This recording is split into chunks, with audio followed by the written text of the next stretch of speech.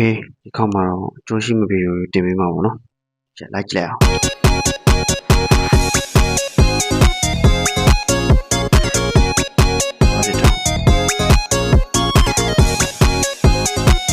ဒီနေ့ဘူးတော့ရ